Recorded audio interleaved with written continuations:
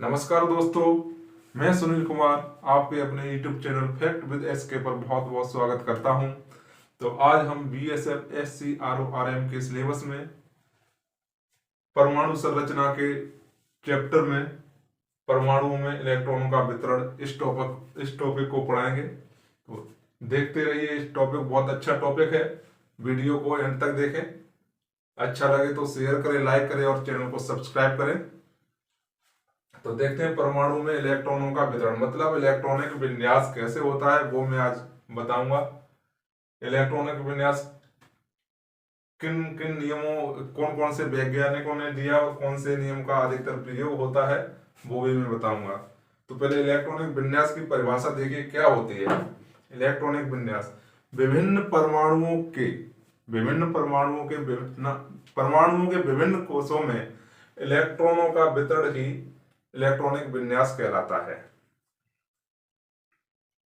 विभिन्न परमाणुओं के कोषों में इलेक्ट्रॉनों का वितरण ही परमाणु विन्यास, वो इलेक्ट्रॉनिक विन्यास कहलाता है। देखिए, किसी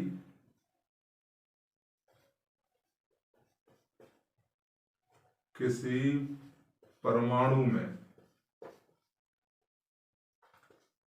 किसी परमाणु में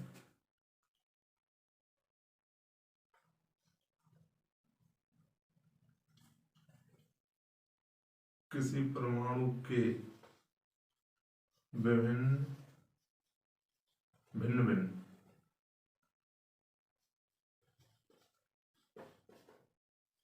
भिन्न भिन्न कोषों में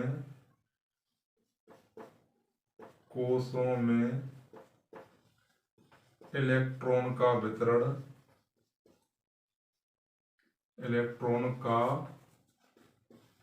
वितरण सरल इलेक्ट्रॉनिक विन्यास कहलाता है।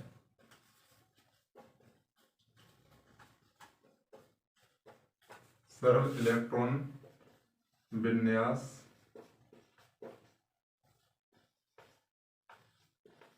कहलाता है।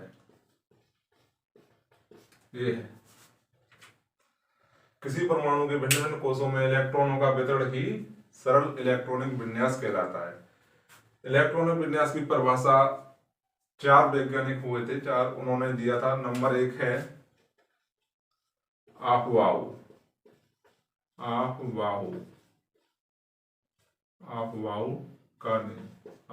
का इलेक्ट्रॉनिक विन्यास।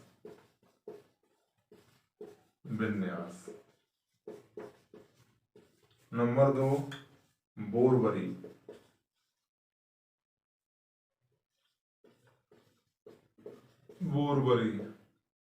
नंबर 3 हुंड का नियम।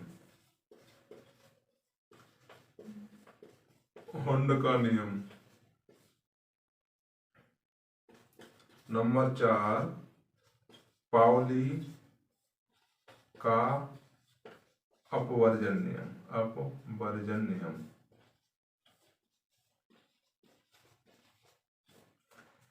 ये 4 नियम हैं इलेक्ट्रॉनिक विन्यास से संबंधित।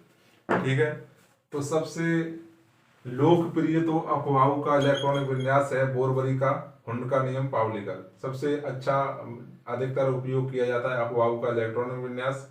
बाकी के बारे में थोड़ी बहुत जानकारी दूंगा, लेकिन अफवाऊ का इलेक्ट्रॉनिक विन्यास ही अधिकतर प्रयोग में लाया गया है। तो इसी को डिटेल में पढ़ेंगे हम। ठीक है, तो इसको उतार लीजिए, स्क्रीनशॉट लीजिए इसका।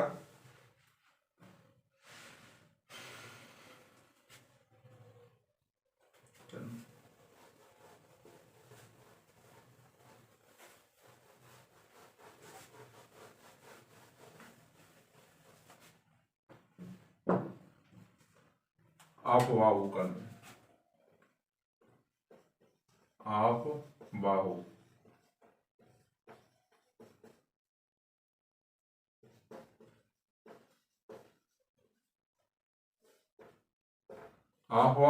कोई वैज्ञानिक का नाम है। अफवाऊ का मतलब ही है क्रमबद्ध सजाना, इलेक्ट्रॉनों को क्रमबद्ध सजाना।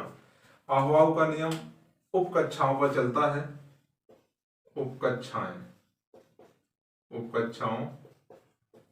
पर लागू होता है, लागू होता है। उपकक्षाएं कौन कौन सी होती हैं? S, P, D, F. ठीक है, ये 4 के अंतराल पे होता है, इनमें 4 का अंतर होता है, 4 का अंतर,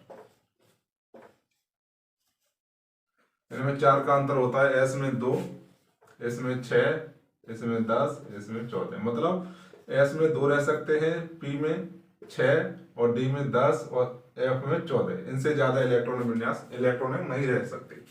ठीक, तो ये कैसे नियम है, कैसे सजाते हैं और क्या इसका प्रोसेस है, वो मैं बताता हूं। एक बार ध्यान रख लीजिए, नोट कर लीजिए। एस में 2, पी में 6, डी में 10 और एफ में 14, इतने इलेक्ट्रॉन रह सकते हैं। अधिकतम संख्या है। एस में अधिकतम 2 रहेंगे, पी में अधिकतम 6 रहेंगे और डी में अधिकतम 10 रहेंगे और एफ में अधिकतम 14 रहेंगे। ठीक है, चलो इसको कैसे सजाते हैं वो मैं बताता हूं, ध्यान से देखना, अच्छी तरह से समझना। पहले लिखो S, S, S, S, 1 2 3 4, S, S. ठीक, 1 2 3 4 5 6। फिर लिखेंगे, एक छोड़ के लिखते हैं ऊपर से, ये इसका नियम है। पी, पी, पी, पी, फिर पी, फिर इधर से एक छोड़ के लिख दीजिए।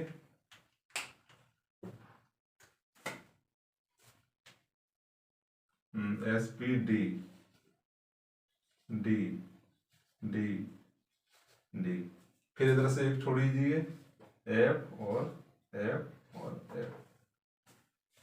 देखना नीचे सब सेम है, ठीक है, नीचे बराबर है, ऊपर से एक एक कम होता गया है। ठीक, 2 3 4 5 6, 3 4 5 6, 4 5 6। ठीक, ये है। तो नीचे से बिल्कुल सेम है, 6 7 8 9, 7 8 9 10 कितना भी बढ़ा सकते हो, कोई दिक्कत नहीं है। लेकिन नीचे सब सेम रहेंगे, ऊपर से एक एक कम होता जाएगा, ऊपर का ध्यान रखना है, ऊपर से एक कम होता जाएगा। 9 पिछली कक्षा में आपने पढ़ा होगा, 10th हाई स्कूल, जो हाई स्कूल में और फर्स्ट ईयर इंटर में पढ़ाते हैं, तो टीचरों ने ये नहीं बताया नीचे से भी कम कर देते हैं और ऊपर से भी कम कर देते हैं, लेकिन नीचे से कोई जरूरी नहीं है। ठीक है, ऊपर से ही कम रहते हैं कि ऊपर से याद करने में भी आसान रहेगा। और किताबों में हाई स्कूल और इंटर की किताबों में नीचे से भी कम है, ऐसा कुछ नहीं है, कोई फर्क नहीं पड़ता है। ठीक है, तो पहले कैसे आएगा, पहले एस भरा जाएगा, 1s का। ठीक है, इलेक्ट्रॉन पहले आएगा एस में, 1s में।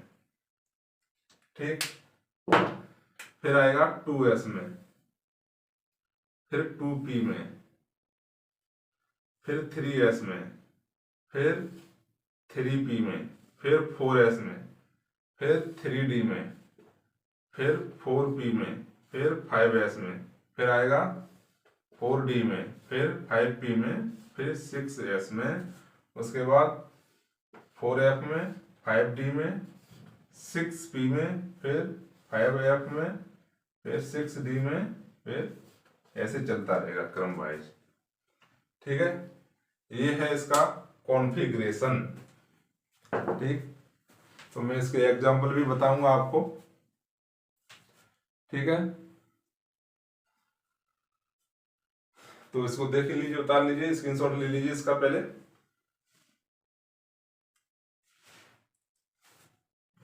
ठीक, अब देखिए इसके एग्जांपल कैसे होता है, मैं बताता हूं।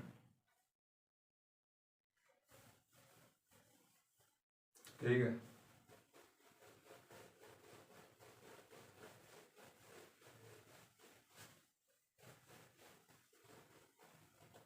पहले दिक्कत इधर लिखना पड़ेगा, थोड़ा समझाने के लिए इधर लिख देता हूँ, छोटे जल्दी जल्दी लिख देता हूँ। S S S S S, 1 2 3 4 5, 2p, 3p 4p 5p और 6p 3spdf 4d 5d और 6d। यहाँ से लिखेंगे 4f 5f और 6f, ऐसा चलेगा।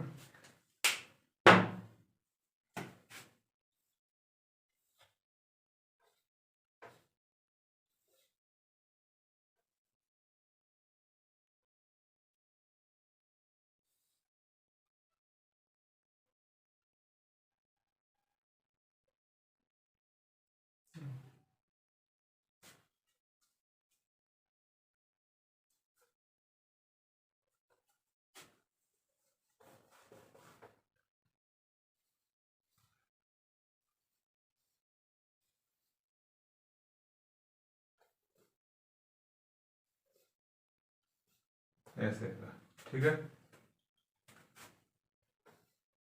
देखिए मैं एग्जांपल देता हूं आपके लिए। एल्यूमिनियम 13 का देखते हैं। मान लीजिए 13 वाला तत्व है एल्यूमिनियम, ठीक है। इसका कॉन्फ़िगरेशन इलेक्ट्रॉनिक कॉन्फ़िगरेशन करना है तो कैसे करेंगे। देखिए पहले लेंगे 1s, ये वाला 1s, 1s के बाद 2s, 2s के बाद 2p, 3s, फिर 3p, 4s, ऐसे चलेगा। 1s फिर ऐसे जाएगा, उसके बाद ये जाएगा ऐसे करके, फिर ये जाएगा ऐसे करके, उसके बाद ये जाएगा, उसके बाद ऐसे करके ये आएगा, उसके बाद ये ऐसे करके, फिर ऐसे करके ऐसे, ठीक है।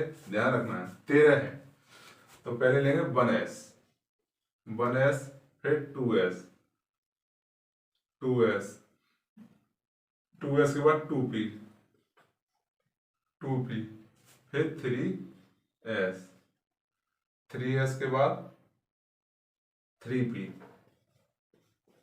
ठीक है। इतना ही देखते हैं। उसके बाद अब देखिए s में मैंने बताया, s में कितने रह सकते हैं, s p d f, 2 4 6 10, ठीक है। 2 6 2 6 10 14, 4 के अंतराल पे चलता है ना, ठीक है। तो s में 2 रख दो, ठीक है। s में 2 रख दी, s की स्ट्रेंथ 2 ही खा सकता है, ये s 2 ही ले सकता है। ये वाला 2s, इसमें इससे कोई मतलब नहीं है, अभी इससे ही है s से, तो इसमें भी 2, p में 6, s में 2, ठीक है। तो कितना हो गया, 2 और 2 4 6 10, 2 12 और एक ये p बचा और एक 13 हो गया। ये हो गया इलेक्ट्रॉनिक कॉन्फ़िगरेशन, मतलब इलेक्ट्रॉनिक विन्यास। एल्यूमिनियम 13 का इलेक्ट्रॉनिक विन्यास ये हो गया। 1s2 2s2 2p6 3s2 3p1। इसको कैसे पढ़ेंगे, 1s2 2s2 2p6 3s2 3p1, ठीक। आया समझ में, ऐसे ही करना है, ठीक है। अब देखते हैं क्लोरीन का, देख ले 17, क्लोरीन 17, इसको भी इसी तरह से लिखेंगे। पहले लिख लेंगे ये सीरीज, यहां से देखेंगे 1s 2s 2p 3s 3p, 3p के बाद 4s, 4s आया, फिर इधर को जाएंगे, फिर 3d आ जाएगा। यहीं तक देख लो, इतने में आ सकता है, ठीक है। देखिए s कितना लेगा 2, ये s कितना लेगा 2, p कितना लेता है 6, s कितना लेता है 2, p कितना लेता है 6, s कितना लेता है 2। पहले यहीं तक देख लो, गिन लो कितना, 17 परमाणु क्रमांक है तो 17 ही होने चाहिए टोटल मिला के।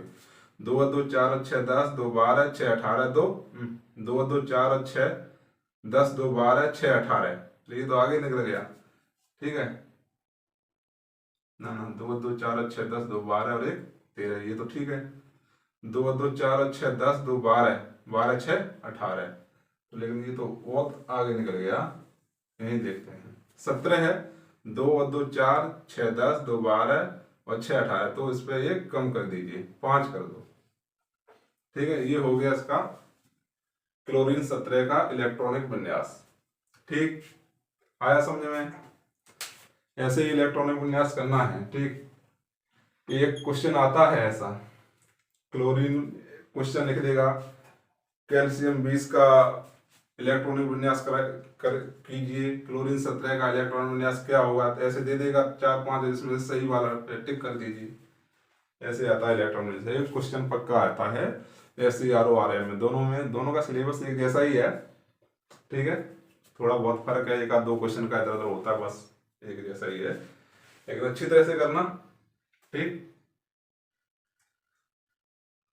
अब इसमें कुछ अपवाद भी हैं, मतलब ये इस सीरीज को नहीं मानते, कुछ तत्व ऐसे हैं जो अपवाद सीरीज को नहीं मानते हैं, वो मैं तुम्हें बताता हूं। मतलब इस अपवाद नियम को मानते हैं लेकिन सीरीज ये नहीं रहती है, थोड़ा इधर उधर करना पड़ता है उनके लिए। ठीक, वो है कुछ अपवाद तो हर जगह मिल जाएगा कोई ना कोई, ऐसा तो हो ही नहीं सकता कि पक्ष विपक्ष नहीं बैठे, एक पक्ष होगा एक विपक्ष होगा, तो 2-3 तत्व ऐसे हैं जो विपक्ष में रहते हैं, ये सारे पक्ष में हैं, और 2-3 तत्व ऐसे हैं वो विपक्ष में रहेंगे हमेशा। ठीक है, वो बताता हूँ विपक्ष वाले। अब उतार लीजिए इनको, स्क्रीनशॉट ले लीजिए। ठीक,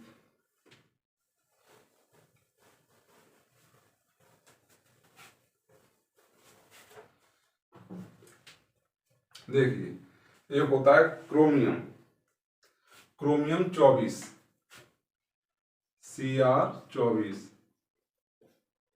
ठीक है, ये आवर्त सारणी है, मैं आपको याद करवाऊंगा आवर्त सारणी, इसके बाद आवर्त सारणी का ही नंबर है। आवर्त सारणी को मैं आपको याद भी नहीं करवाऊंगा और याद हो भी जाएगी, ऐसा करवाऊंगा मैं। ठीक है, आवर्त सारणी याद नहीं करवाऊंगा, फिर भी आप याद कर लोगे, ऐसी ट्रिक मैं आपको बताऊंगा। पूरी आवर्त सारणी को 4 दिन में 4-5 चैप्टर में पूरी करवाऊंगा, एक टॉपिक, और आवर्त सारणी से 3 या 2 क्वेश्चन बनते हैं। ठीक है, या तो 3 आएंगे या 2 क्वेश्चन, पर हर हाल में ही आएंगे आवर्त सारणी से। तो ये आवर्त सारणी जो नंबर हैं ये याद करवाने पड़ेंगे, याद करवाऊंगा नहीं, हो ही जाएंगे आपको ऑटोमेटिक याद। ठीक है, चलो देखो, ये अपवाद है, विपक्ष वाला है ये क्रोमियम, क्रोमियम 24। तो पहले ये लिखना पड़ेगा 1s 2s, इधर कोमा लगाना पड़ता है। ठीक है, कोमा अगर नहीं लगाओ तो लगा लेना, लेकिन कोमा जरूर ही लगाना। 1s 2s 2p 3s 3p और 4s 3d, इतने में आ जाना चाहिए। देखते हैं, ये सीरीज है, हमेशा याद रखना। ठीक है, इसी का पूरा कमाल है, और याद करने में कोई ज़्यादा टाइम थोड़ा लगता है, 1 मिनट में बन जाएगी। ठीक, और ज़्यादा प्रैक्टिस करोगे तो ऑटोमेटिक यही पूरी सीरीज याद हो जाएगी अपने आप, किसके बाद क्या आता है। ठीक है, तो देखते हैं 24 को, पहले लिखो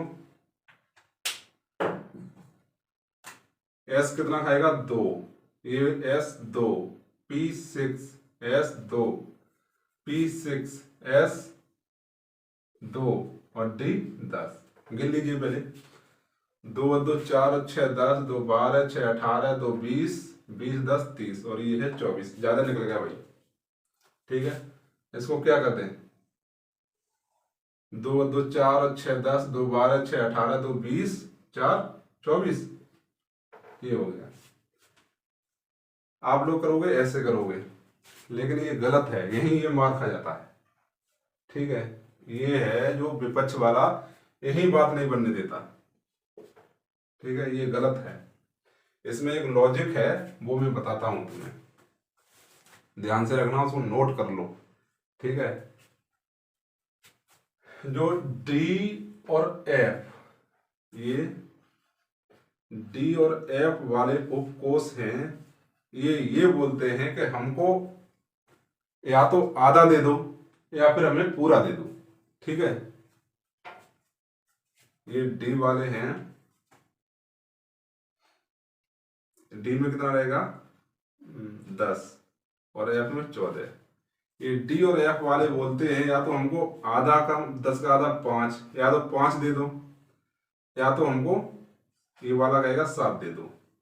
7 से मतलब 8 8 9, 8 के बाद 10 11 12 13 14 इतना दे दो। और ये क्या बोलेगा 5 वाला, ये 10 वाला 5 बोलेगा, मतलब 7 8 ऊपर हो या नीचे कोई दिक्कत नहीं है। 5 ये बोलेंगे या तो हमको आधा दे दो या तो हमको पूरा दे दो, ये बोलते हैं। ठीक है, ये बाद में बताता हूँ आपको। या तो हमको आधा दे दो या तो हमें पूरे दे दो। ठीक, डी और एफ बोलते हैं या हमें आधा दे दो या पूरा दे दो, लेकिन आधे से कम मत दो, आधे से एक कम मत दो। कहने का मतलब 4, आधे से कम कितना हुआ 1, 4 और ये कितना हुआ 6, 1। डी और एफ वाला बोलता है हमको 4, डी बोलता है मेरे को 4 मत दो और ये बोलता है मेरे को 6 मत दो। और पूरे से पूरा कितना है 14, 14 से 1 कम 13, ये 13। और इसका पूरा कितना हो गया 10, 10 से 1 कम 9।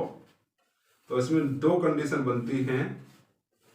डी बोलेगा मुझको 9 और 4 नहीं चाहिए, बाकी कोई भी संख्या दे दो। एफ बोलेगा मुझको 6 और 13 नहीं चाहिए, बाकी कोई संख्या दे दो। ठीक, तो यही इसका लॉजिक यही है। डी बोलता है मुझको 4 या इसका 4 और 9 ये मत दो।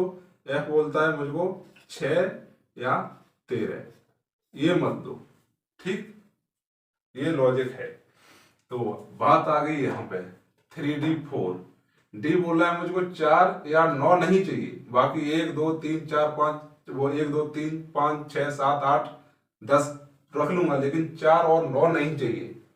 ठीक, तो हम क्या करेंगे इसके लिए, तो शुरू से लिखते हैं 1s2 2s2 2p6 3s2 3p6 4s और 3d। ठीक, तो डी बोल रहा है मुझको 4 या 9 नहीं चाहिए। ठीक है, तो इसको भाई 4 मत दो, कोई दिक्कत नहीं है, तो इसको 5 दे देते हैं हम। 5 कहाँ से लाएंगे, ये इससे ले लेगा। ठीक है, ये बोलेगा भाई मुझको 5 पूरे करने हैं, मुझको आधा पूरा करना है, मुझे 1 दे दो। तो ये बोलेगा मुझे कोई दिक्कत नहीं, तो ले ले। ठीक है, तो इसको 5 कर दो और इसको 1 कर दो। ठीक है, ये हुआ असली इसका कॉन्फ़िगरेशन। ठीक, अब इसमें बात एक और आएगी, बोलेगा ये रहते क्यों नहीं, बाकी सब रह लेते हैं, ये क्यों नहीं रहते हैं। वही बात ये है, डी और एफ का अगर ऐसी कंडीशन आ जाती है तो ये स्टेबल नहीं, स्थित नहीं रहते, इधर उधर घूम चक्कर काटना शुरू कर देंगे। ठीक है, अगर डी में 4 रहेगा, अगर ऐसे ही छोड़ दिया ना तो ये स्टेबल नहीं रहेगा अपने कोर्स में, इधर उधर चक्कर काट रहेगा। अगर डी 5 कर दिया, 4s 1 कर दिया, एस में तो 1 रह सकता है, कोई दिक्कत नहीं है, लेकिन डी में 5 रहेगा लेकिन 4 नहीं रह सकता। इस वजह से ये 5 करना पड़ेगा इसको। डी और एफ में यही कंडीशन है, नोट कर लो इसको अच्छी तरह से। डी में 4 या 9 नहीं रहेंगे, एफ में 6 या 13 नहीं रहेंगे। ठीक है, ठीक, लेकिन ये अभी सही शुद्ध लिखना है तो इसको ऐसे लिखना पड़ेगा।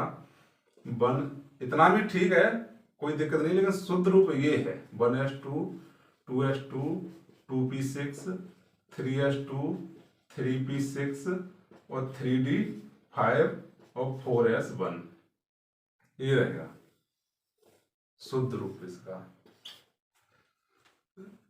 और s को उधर रख दिया, क्यों, देखने में भी ठीक लग रहा है 3p 3d 4s 1। ठीक है, बात ये नहीं देखने वाली, बात ये है ये अब स्टेबल हो गया। ठीक है, अब पूरा स्टेबल हो गया और सीरीज से हो गया। ठीक है, ये है अपवाद है, ये क्रोमियम 24 स्क्रीनशॉट ले लो इसका, और अच्छी तरह से समझ में आ गया। दूसरा अभी विपक्ष वाला बताऊंगा मैं। ठीक,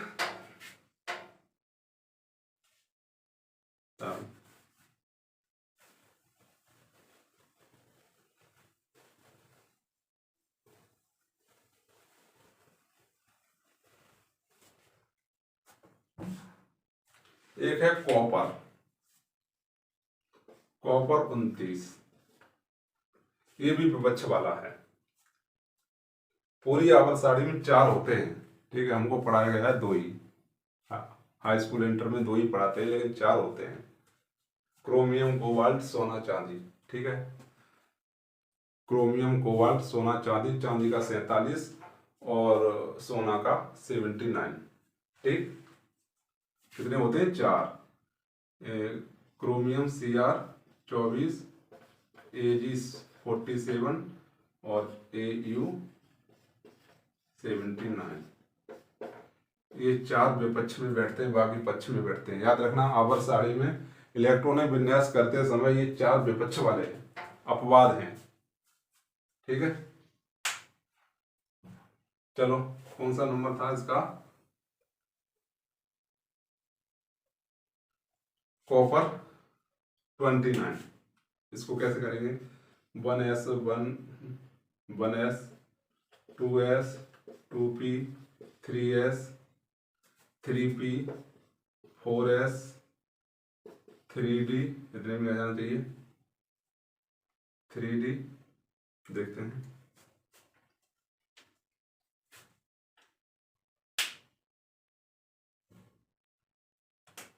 वन एस 2 2 6 2 6 2, इस पे भी 10 लिख दो, कोई दिक्कत नहीं। अभी देखो गिनो, 2 2 4 6 10 2 12 12 6 18 2 20 20 10 20 10 30। ये ज्यादा हो गया, इसको 9 कर देते हैं। हो गया सही क्या? बताओ, सही हो गया क्या?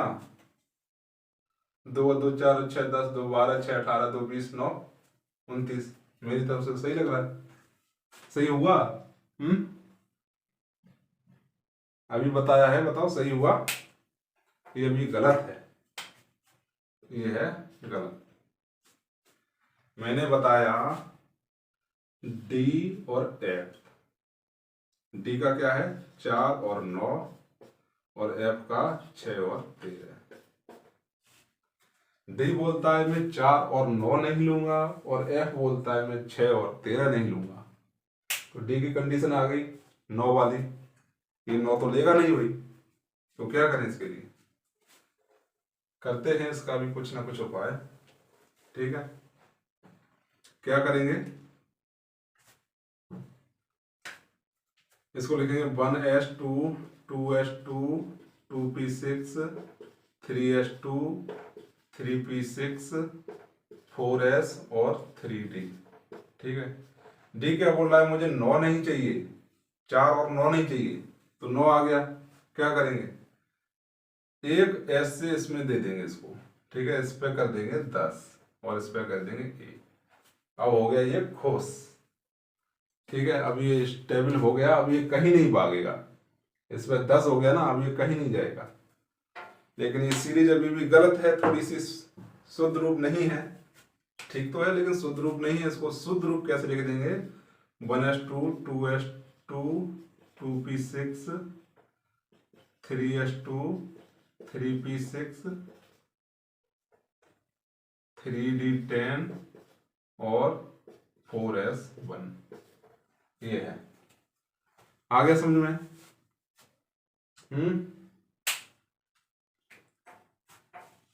आया नहीं? स्क्रीनशॉट ले लीजिए इसका।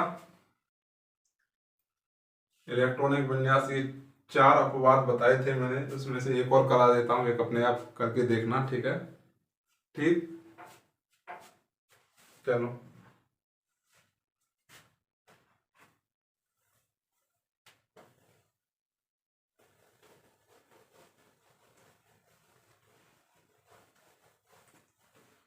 वीडियो को अधिक से अधिक शेयर करें, चैनल को सब्सक्राइब करें, जिससे कि हमको ज़्यादा सपोर्ट मिलता रहे। वीडियो ऐसे ही आती रहेंगी बैक टू बैक। ठीक है, चलो देखते हैं चांदी का। एजी 47 होता है। ठीक है, एजी 47 का देखेंगे, लंबा पड़ेगा थोड़ा सा। देखो 1s 2s 2p 2p के बाद 3s 3s के बाद 3p 3p के बाद 4s 4s के बाद 3d 4p और 5s 5s के बाद आएगा 4d। 4d यहीं तक देखें, चलो देखते हैं। 2 2 6 2 6 2 10 और ये 6 2 10 गिन लो। 2 और 2 4 और 6 10, 2 12 6 18 2 20 20 10 30 30 30 10 40 40 और 6 46 46 2 48, एक आगे निकल गया तो इसको 9 कर दो। हो गया क्या? 2 और 2 4 और 6 10, 2 12 6 18 2 20 20 10 30 30 30 6 36 36 2 38 38 9 47। हो गया? वही कंडीशन फिर बन गई डी वाली। क्या बोलता है डी? 4 और 9 नहीं चाहिए मुझको। डी का साफ कहना है भाई मुझे 4 और 9 नहीं चाहिए। एफ का कहना है मुझे 6 और 13 नहीं चाहिए। ठीक है, ये याद रखना हमेशा। तो डी के 4 और 9 आ ही गए, वो 9 आ गया तो क्या करें? तो इसका भी उपाय है हमारे पास। क्या उपाय है? ये उपाय है, इसको ऐसे कर दो। 1s2 2s2 2p6 3s2 3p6 4s2 4s2 3d10 4p6 5s और 4d10 कर दो और इधर कर दो 1। ठीक है, ये हो गया। इसको फिर सीरीज से मिला लेना, 5s को बाद में कर देना, हो जाएगा। ठीक है, अब तरीका तो आ गया समझ में। ठीक, बाद बाकी सोना का है AU कितना होता है 79।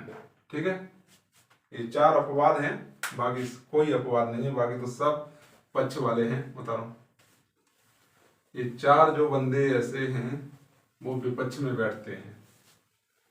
ठीक है, ये तो हो गया आहवाऊ का नियम। ठीक, ये ही ज्यादा फेमस है, इसी से ज्यादा क्वेश्चन निकलते हैं।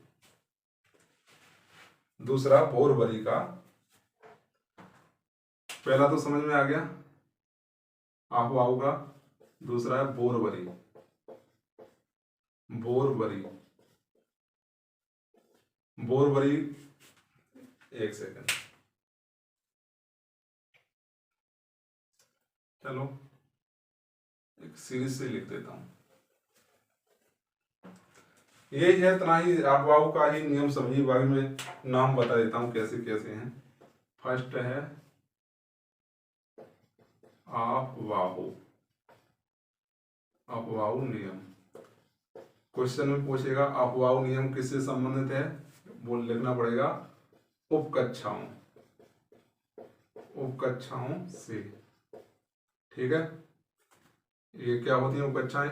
SPDF, 4 के अंतर से चलती हैं, 4 के अंतर से। ठीक है, उपकक्षा मतलब इंग्लिश में सबसेल बोलते हैं, सबसेल, SUBSHEL। ठीक है, सबसेल। ऐसे क्वेश्चन आता है कि आहवाऊ का नियम किससे संबंधित है, लिखोगे उपकक्षाओं से।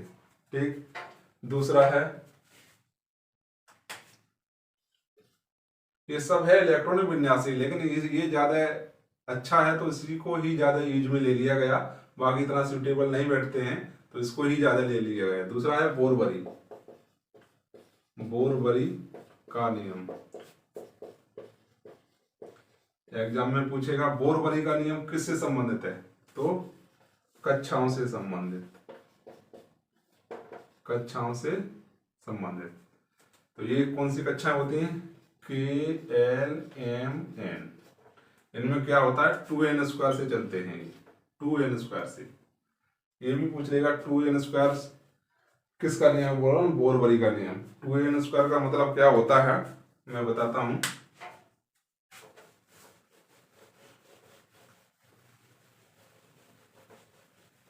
टू एन स्क्वायर, देखिए एक साड़ी बनती है ऐसे करके,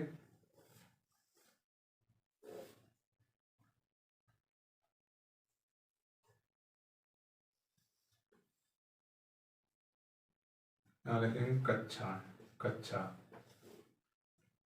कक्षा की संख्या,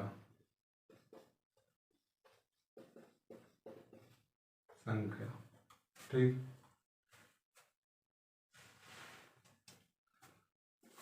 अधिकतम इलेक्ट्रॉन,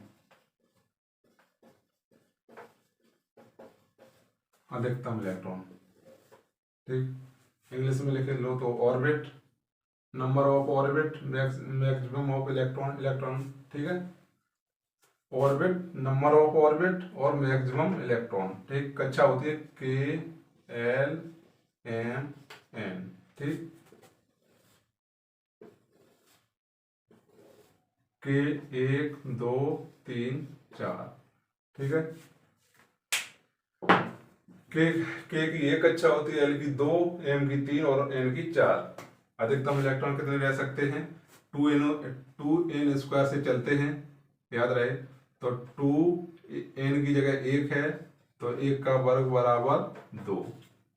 अब ऐसे 2n स्क्वायर चलेंगे तो 2 गुणा 2 का पावर 2 बराबर 4 दूनी 8। ऐसे 2 इंटू n की जगह 3 है, 3 का वर्ग 9 दूनी,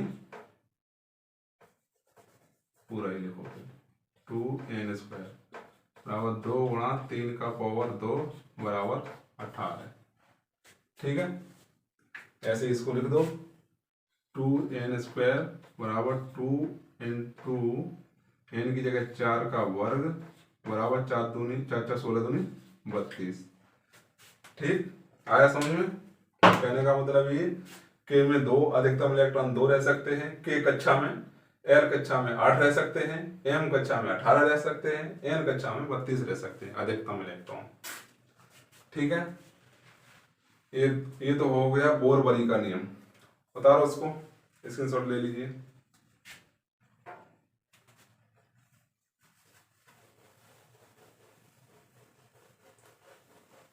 यही है, बाकी तो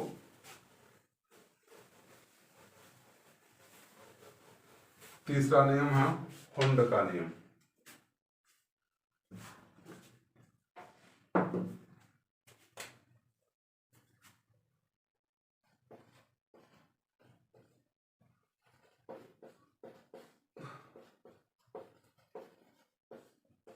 हुंड का नियम ये किससे संबंधित है? कक्षक नियम से,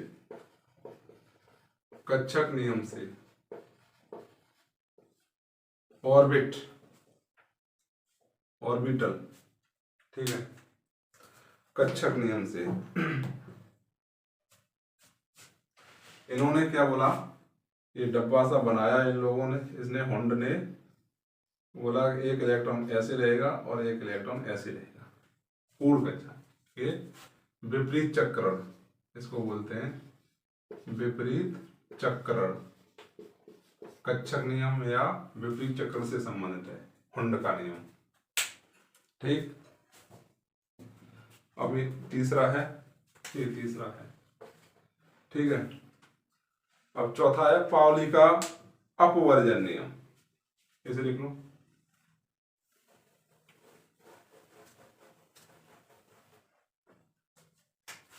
चौथा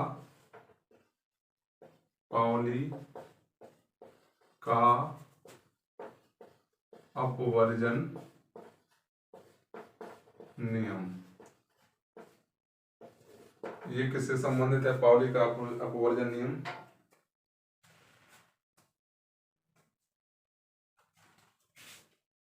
पाउली का अपवर्जन नियम क्वांटम संख्याओं से, ठीक है, क्वांटम संख्याओं से,